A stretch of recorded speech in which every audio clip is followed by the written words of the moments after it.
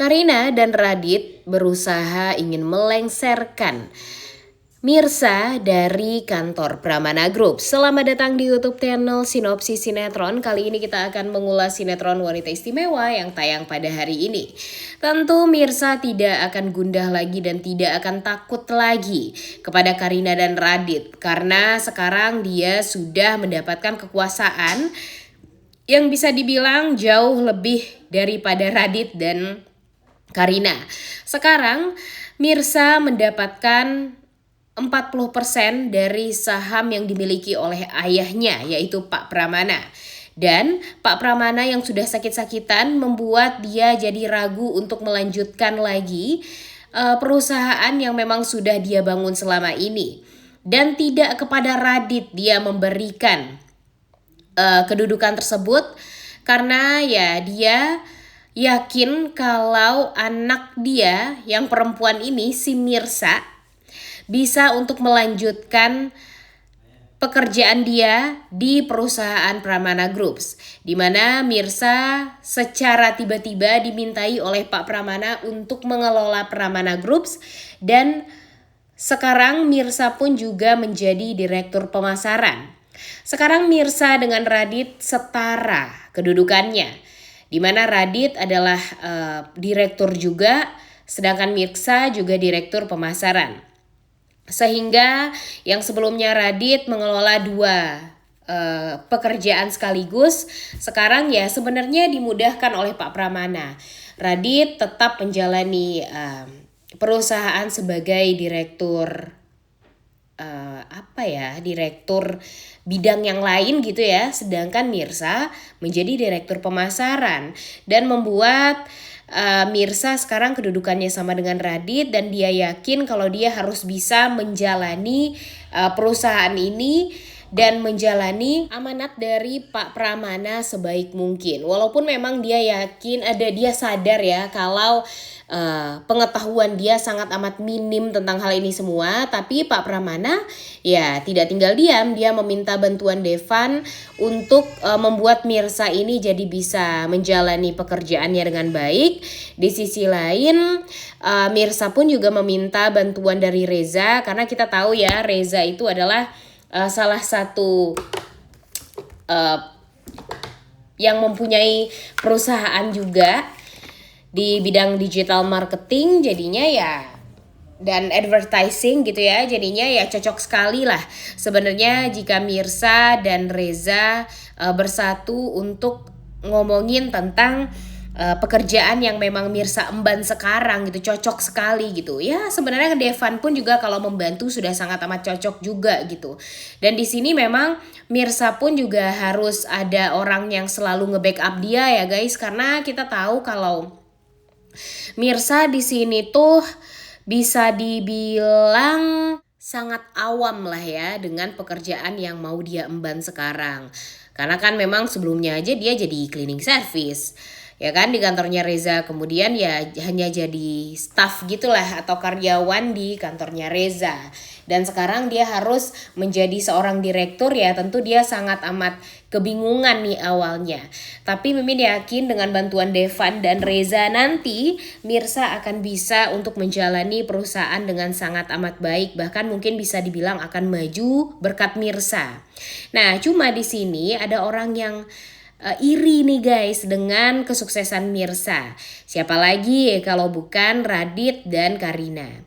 Kita tahu kalau Radit benar-benar sangat amat kaget ketika Pak Pramana mengutus Mirsa sebagai direktur pemasaran.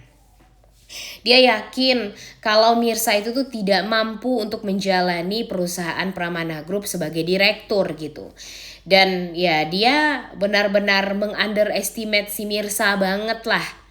Dia merasa ya sepertinya Mirsa ini tuh tidak akan pernah bisa deh untuk menjalani perusahaan, apalagi dia sebagai pimpinan nih di sini. Nah, benar-benar meremehkan sekali lah si Radit ini ya guys ya. Karena yang Radit tahu Mirsa ini tuh udah ya bisa dibilang enggak banget lah sebagai seorang perempuan yang tidak tahu apa-apa, nggak ngerti apapun. Tapi sekarang aji mumpung banget bisa berhasil mendapatkan kedudukan yang sangat amat mudah dan langsung menjadi direktur gitu. Dan si Karina pun juga seperti itu. Dia benar-benar sangat amat kesal dan marah. Dan dia merasa kalau suaminya itu lebih berkompeten daripada si saudara perempuannya ini. Sampai-sampai dia pergi ke kantor hanya untuk memaki-maki Mirsa, merendahkan Mirsa, dan menganggap kalau Mirsa itu hanya aji mumpung aja karena mendapatkan ayah yang kaya raya dan bisa dimanfaatkan gitu. Tapi untung saja Mimin sangat amat puas dengan Mirsa yang menampar Karina sebegitunya ya guys ya. Karena walau bagaimanapun sekarang kita melihat gimana si Karina ini tuh benar-benar nyebelinnya minta ampun, dan memang pantas untuk ditampar seperti itu dengan mulut dia yang benar-benar gak sekolah. Dan untung saja si Karina nggak ada apa-apanya di kantor ya guys ya. Karena dia kan hanya memberikan kuasa itu kepada suami dia tuh semua. Gak tahu aja dia kalau suami dia sekarang sudah mulai suka sama si Ranti. Kebayang dong kalau nanti dia ditinggalin dan Radit bakalan bersatu sama Ranti. Kebayang ya gimana keselnya si Karina di saat dia percaya banget sama Radit, tapi ternyata Radit malah main api sama wanita lain. Dan kebayang juga nanti kalau Ranti bakalan kembali menjadi orang ketiga di hubungan orang lain, tapi tidak di hubungan Reza dan Mirsa lagi, tapi di hubungannya Radit dan Karina. Jadi ya Karina emang busuk hatinya Karina ini benar-benar harus dibales ya guys ya. Dia nggak berhasil loh masuk penjara, dan nggak di penjara gara-gara memang Rezanya ya yang harusnya menuntut kalau dia menculik si Sarah gitu. Dan untungnya itu semua ya berkat si Mirsa juga, karena Mirsa kan yang membujuk Reza untuk tidak melaporkan Karina ke pihak yang berwajib atas penculikannya Sarah. Dan sekarang si Karina masih bisa lah tenang, masih bisa lah tidak masih bisa menghirup udara segar gitu ya. Masih bisalah dia menghina Mirsa gitu. Karena ya kita akan melihat sebentar lagi kalau Radit dan Karina ini akan bersekongkol untuk melengsarkan Mirsa dari kantornya Pak Pramana. Di sini mereka akan membuat Mirsa seolah tampak tidak mampu untuk menjalani atau mengemban amanah yang diberikan oleh Pak Pramana untuk Mirsa sebagai direktur pemasaran. Mereka akan ngejelek-jelekin Mirsa, mereka akan membuat Mirsa itu terlihat buruk sekali dan tidak berkompeten.